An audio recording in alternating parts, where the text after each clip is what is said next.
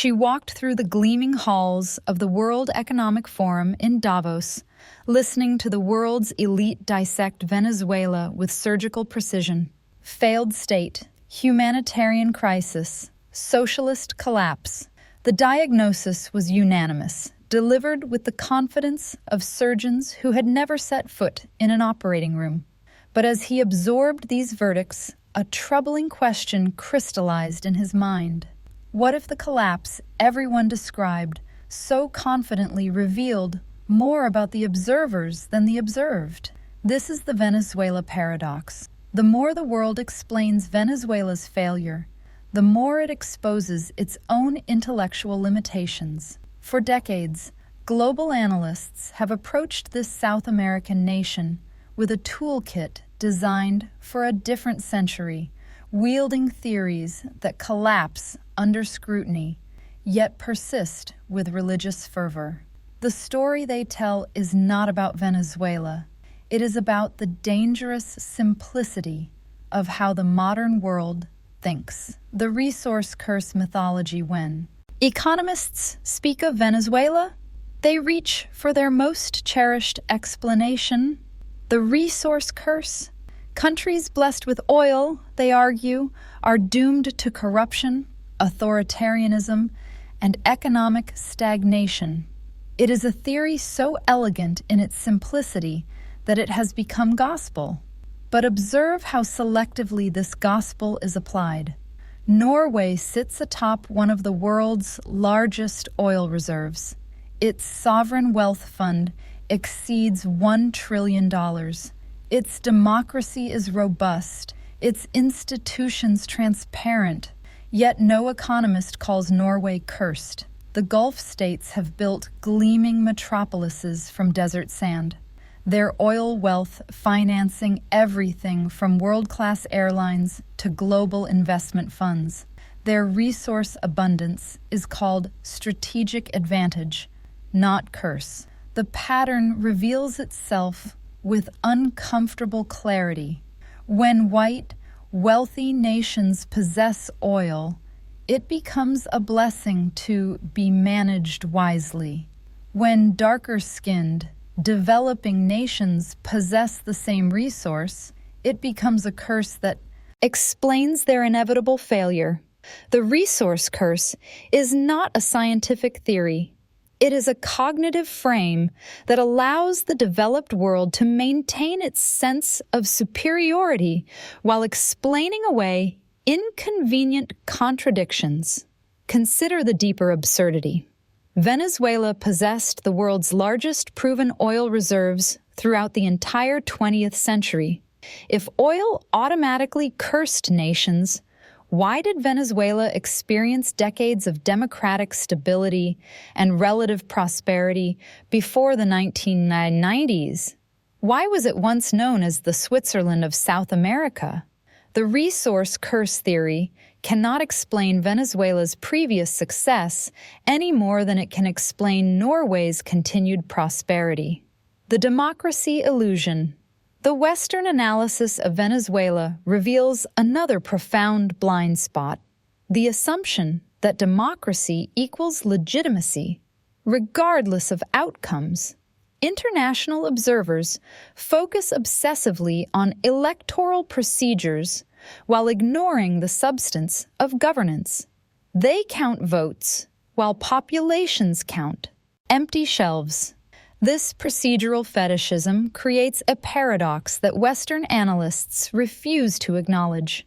Through much of the 2000s, as Venezuela's economy grew and poverty plummeted dramatically, international democracy indices showed declining scores. The government was redistributing oil wealth more effectively than any previous administration. Yet Freedom House marked it down for restricting media ownership. Citizens were accessing healthcare and education at unprecedented levels. Yet the Economist Intelligence Unit lowered its governance ratings for nationalizing industries. The contradiction exposes a deeper truth. Western democracy promotion is not about empowering populations. It is about ensuring that developing nations organize their political systems in ways that accommodate Western economic interests. When a government prioritizes domestic consumption over foreign investment, when it uses resource wealth to subsidize housing rather than service external debt, it is labeled authoritarian, regardless of its popular support. This creates the ultimate irony.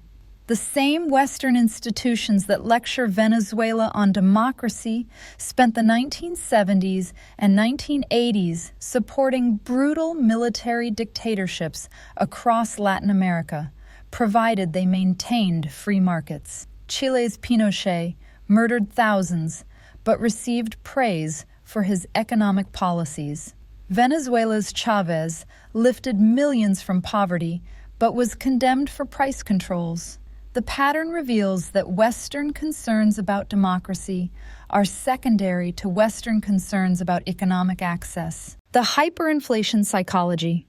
Nothing better illustrates the intellectual poverty of Venezuela analysis than the treatment of hyperinflation.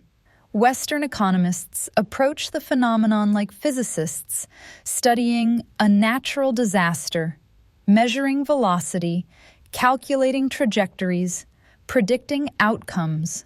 But they miss the most crucial element. Hyperinflation is fundamentally psychological, not mathematical. The mainstream narrative follows a simple script. The government printed money to fund socialist programs. Prices spiraled out of control. The economy collapsed.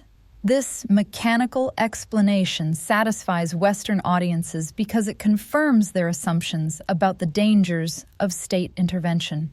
But it obscures the more complex reality. Hyperinflation in Venezuela was not simply about monetary expansion. It was about the breakdown of social consensus around the value of the national currency. When a society loses faith in its money, no amount of technical monetary policy can restore it. The inflation became a weapon in political warfare, with businesses raising prices not just because of costs, but because price increases delegitimized the government. Western economists refuse to acknowledge this political dimension because it undermines their technocratic worldview. They prefer to believe that economies are machines that respond predictably to policy inputs. The idea that inflation can be psychological warfare, that business elites might deliberately crash their own economy to destroy a government they oppose, cannot fit within their models. This blindness explains why international predictions about Venezuela have been so consistently wrong. For over a decade, economists have predicted imminent total collapse, the final hyperinflation that would bring down the government within months. Yet the economy has stabilized. Informal dollarization has emerged, and life continues in ways that defy their projections. Reality refuses to conform to their theories, but rather than question their theories, they question reality. The migration miscalculation. The international response to Venezuelan migration reveals perhaps the starkest example of selective empathy in modern geopolitics. When Syrians fled civil war, European leaders spoke of humanitarian obligations and moral duties. When Venezuelans fled economic crisis, regional governments spoke of burdens and security threats. The double standard is instructive. Syrian refugees were fleeing a conflict that Western powers had helped escalate through weapons supplies and proxy warfare. Venezuelan migrants were fleeing an economic crisis that Western powers had helped deepen through sanctions and financial isolation. Yet, only one group received the full embrace of international sympathy. This disparity cannot be explained by scale. Venezuelan migration numbers exceed Syrian refugee flows to Europe. It cannot be explained by distance. Venezuelan migrants are moving within their own region, not across continents. The difference lies in narrative utility. Syrian refugees served Western foreign policy goals by demonstrating the brutality of an adversarial regime. Venezuelan migrants serve similar goals, but their suffering is attributed to socialism rather than war, making their plight a useful ideological weapon rather than a humanitarian crisis requiring international support. The regional response has been equally revealing.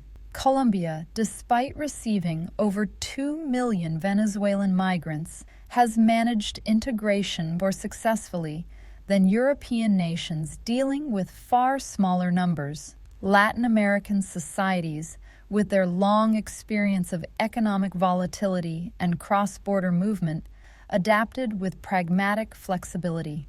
Yet international media consistently portrays the situation as unsustainable crisis, projecting European anxieties about migration onto a Latin American reality that operates by different rules. The sanctions paradox. Perhaps no aspect of Venezuela analysis reveals greater intellectual dishonesty than the treatment of international sanctions. Western policymakers imposed increasingly severe economic restrictions while simultaneously lamenting Venezuela's economic deterioration. They blocked access to international financial markets while criticizing the government's inability to service debt. They froze overseas assets while demanding improved public services. The cognitive dissonance is staggering. The same analysts who attribute every negative economic indicator to socialist mismanagement refuse to acknowledge any connection between sanctions and economic hardship. They create conditions designed to maximize suffering while expressing concern for humanitarian welfare. They strangle an economy while demanding that its government feed its people. This deliberate blindness serves a crucial function. Acknowledging that sanctions contribute to Venezuelan hardship would require admitting that Western powers bear partial responsibility for the crisis they constantly denounce. It would force uncomfortable questions about whether the cure has become worse than the disease, whether the medicine has killed more patients than the illness. The Venezuela sanctions reveal the fundamental cynicism of contemporary Western foreign policy. They are not designed to change government behavior.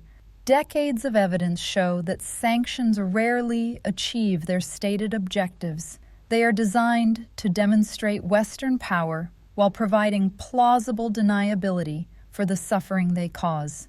Venezuela becomes a laboratory for testing how much economic pain can be inflicted on a population while maintaining moral legitimacy through humanitarian rhetoric. The perception prison. The tragedy of Venezuela analysis is not that it reaches wrong conclusions. The tragedy is that it has created a perception prison that makes different conclusions impossible to contemplate. Western institutions have invested so heavily in the narrative of socialist failure that they cannot acknowledge contrary evidence without undermining their entire intellectual framework. This creates a self-reinforcing system of misunderstanding. Media outlets report economic chaos because that confirms the expected narrative. Think tanks produce studies demonstrating authoritarian consolidation because their funding depends on reaching predetermined conclusions. Academic researchers focus on institutional breakdown because that matches theoretical expectations. Meanwhile, Venezuelan reality becomes increasingly disconnected from international perception. Neighborhoods adapt to economic constraints through informal networks. Families develop survival strategies that economists never measure. Communities create solidarity mechanisms that political scientists never study. Life continues in ways that defy both the government's propaganda and the opposition's predictions. The gap between vide, experience, and international narrative creates space for alternative interpretations to emerge.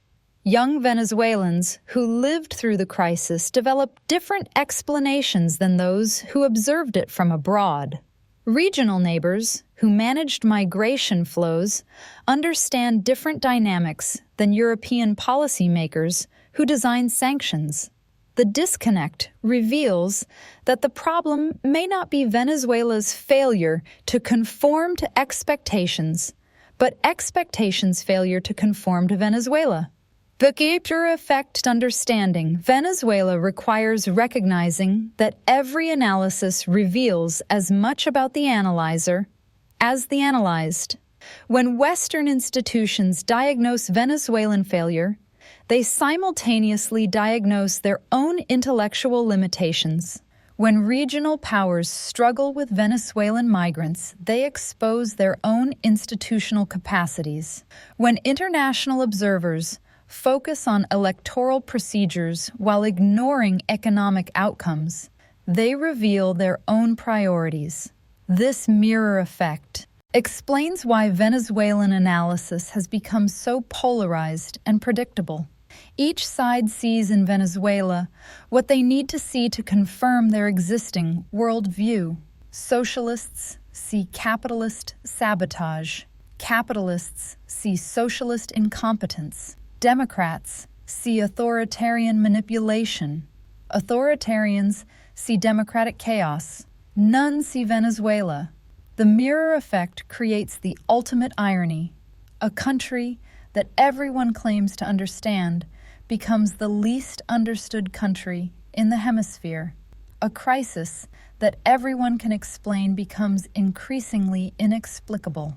A failure that everyone can diagnose becomes a laboratory for examining the failure of diagnosis itself. Breaking free from this perception prison requires acknowledging that Venezuela may be neither the success its supporters claim, nor the failure its critics insist. It may be something more complex, a society navigating unprecedented challenges with imperfect tools, making mistakes and achieving partial successes in ways that defy easy categorization. The real Venezuelan story is not about the triumph of any ideology. It is about the limitations of all ideologies when confronted with the messy complexity of human societies under extreme stress. That story remains largely untold because telling it would require admitting that our frameworks for understanding the world may be more fragile than we care to acknowledge. And perhaps that admission would be the beginning of wisdom rather than the end of certainty.